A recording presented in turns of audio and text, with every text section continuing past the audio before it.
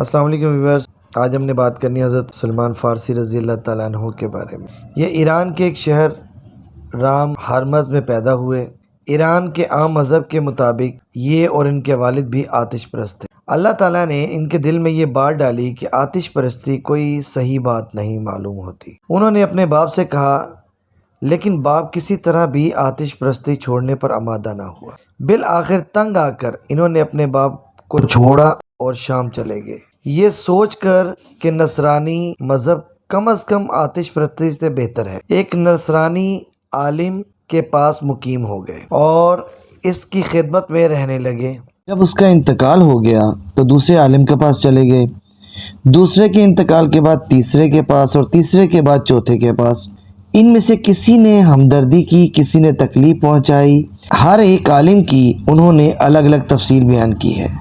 اللہ تعالیٰ نے ان کو عمر بھی بہت بڑی لمبی عطا فرمائی تھی، تقریباً 300 سال۔ بالآخر 8-10 آدمیوں سے منتقل ہونے کے بعد ایک نصرانی عالم کے پاس پہنچے جو ان سب سے بہتر تھا، حسن سلوک کے معاملے میں بھی اور دینی اعتبار سے بھی صحیح آدمی معلوم ہوتا تھا۔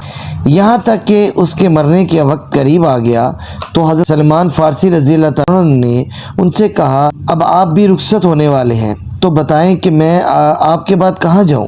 اس نے کہا کہ اب تمہیں کسی اور آدمی کے پاس جانے کی ضرورت نہیں، اس لیے کہ نبی آخر الزمان صلی اللہ علیہ وآلہ وسلم کی آمد کا وقت قریب آ گیا ہے۔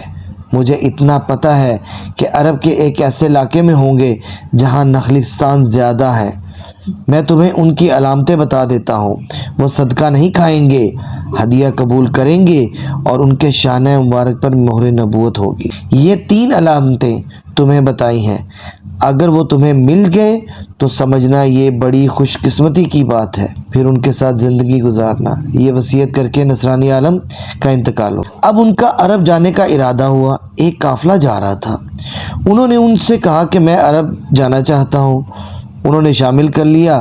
راستے میں قافلے کے متعلق بھی بڑے قصے ہیں۔ انہوں نے غداری کر کے ان کو غلام بنایا، پھر ایک بازار میں لے جا کر بیچ دیا۔ مدینہ منورہ کے ایک یہودی نے ان کو خرید کر مدینہ منورہ لے آیا۔ اس طرح یہ مدینہ منورہ پہنچ کر انہوں نے دیکھا کہ وہاں نخلستان بہت ہے اور یہ ہے بھی عرب کا علاقہ، اس لیے سمجھ گئے یہی مطلوبہ جگہ ہے جس کی میرے استاد نے پیشن گوئی کی تھی۔ شاید وہ یہی جگہ ہے، اس لیے بہت خوش ہوئے۔ لیکن ساتھ ہی وہ یہودی بڑا کٹر اور سخت تھا، بڑی سخت خدمت لیتا۔ انہوں نے سوچا اب اس طرح زندگی گزارنی ہے، اللہ تبارک و تعالیٰ ہی اپنے بندوبست کریں گے، چنانچہ اس نے یہودی کی خدمت شروع کر دی۔ آگے خود اپنا واقعہ بیان کرتے ہوئے ایک دن فرمایا کہ ایک دن اس یہودی کی خدمت کے دوران میں اس کے باغ میں تھا۔ اس نے مجھ سے کہا کھجوروں کے درخت پر چڑھ جاؤ اور کھجوریں توڑو۔ میں درخت سے کھجوریں توڑ رہا تھا اور میرے آقا درخت کے نیچے بیٹھا تھا۔ اتنے میں اس آقا کا کوئی چچا زاد بھائی آیا اور آ کر کے کہنے لگا، اللہ ان بنو کیلا کے لوگوں کو ہلاک کر۔ کعبہ میں ایک آدمی آیا ہے جو نبوت کا دعویٰ کرتا ہے اور سب اس کے گرد اکٹھے ہو رہے ہیں۔ سلمان فارسی رضی اللہ عنہ فرماتے ہیں، میں چونکہ پہلے سے انتظار میں تھا، اس لیے میرے کان میں جب یہ آواز پڑی کہ لوگ ایک ایسے شخص کے گرد اکٹھے ہو رہے ہیں جو نبوت کا دعویٰ کرتا ہے، تو یہ سنتے ہی میرے جسم پر کب کبھی طاری ہو گئی اور مجھ سے یہ رہا نہ گیا اور میں درخت سے نیچے کود پڑا اور اپنے آقا سے اجازت چاہی، میں تھوڑی دیر میں آتا ہوں، ذرا کام ہے۔ وہ چونکہ بڑا سخت تھا اس لیے کہا میں تمہیں نہیں جانے دوں گا۔ کہتے ہیں میں اس کو بہت منت سماجت کی، مجھے تھوڑی دیر کی چھٹی دے دو، لیکن اس نے کہا جب ساری کھجوریں نہیں اتار لوگے جب تک، اس وقت تک نہیں جانے دوں گا۔ چنانچہ وہ دن میں نے بڑی مشکل سے گزارا۔ کھجوریں کاٹ کر شام کو جب چھٹی کا وقت ہوا تو میں نے تھوڑی سی کھجوریں ہاتھ میں لے لی اور کعبہ پہنچ گیا، جہاں کے لوگ کہہ رہے تھے۔ حضور اقدس صلی اللہ علیہ وآلہ وسلم کے پاس دیکھا کہ حضور اقدس صلی اللہ علیہ وسلم تشریف فرما ہے، آپ صلی اللہ علیہ وسلم کے پاس لوگ بیٹھے ہیں۔ میں جا کر خدمت میں پیش ہوا اور کہا آپ سب لوگ مسافر اور حاجت مند ہیں، اس لیے میں آپ کی خدمت میں کچھ صدقہ لے کر آیا ہوں۔ ہاں حضرت صلی اللہ علیہ وسلم، ہم صدقہ نہیں کھاتے، جو مستحق ہے ان کو دینا تو دے دو۔ اس طرح نصرانی عالم نے جو 3 علامات بتلائی تھیں ان میں سے پہلی علامت ظاہر ہو گئی۔ پھر اٹھ کر آئے اور دوسری بار کچھ اور چیز لے کر گئے اور کہا یہ کچھ ہدیہ لے کر آیا ہوں، اگر آپ قبول فرمائیں۔ حضرت صلی اللہ علیہ وسلم نے قبول فرمایا، دوسری علامت بھی ظاہر ہو گئی۔ پھر تیسری بار حضور صلی اللہ علیہ وآلہ وسلم صحابہ کرام کے درمیان تشریف فرما تھے۔ یہ سامنے بیٹھنے کی بجائے پیچھے بیٹھنے کے لیے آنے لگے۔ مقصد یہ تھا کہ کسی طرح مہر نبوت کی زیارت ہو جائے۔ حضور صلی اللہ علیہ وسلم کو بذریعہ وحی علم ہو گیا کہ یہ اس فکر میں ہے۔ حضرت صلی اللہ علیہ وسلم نے اپنا شانہ ورق سے چادر ہٹا دی۔ سلیمان فارسی رضی اللہ تعالیٰ عنہ کی نظر مہر نبوت پر پڑی۔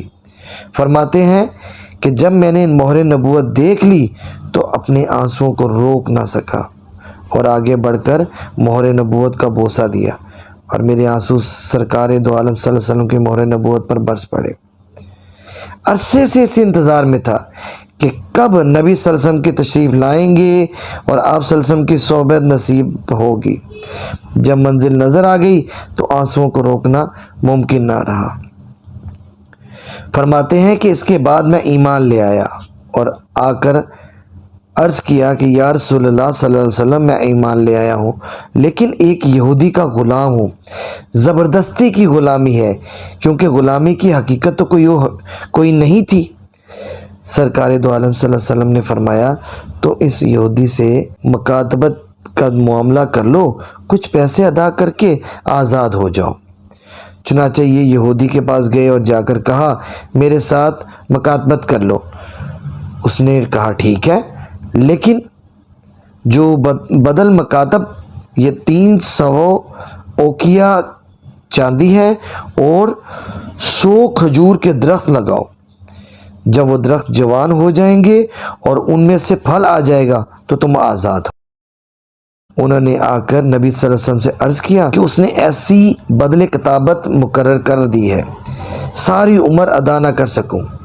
کھجور کے 100 درخت لگانے ہیں اور جب ان پر پھل آ جائے، کھجور کا پھل سب سے زیادہ دیر میں آتا ہے اور اوپر سے 300 اوقیہ چاندی بھی۔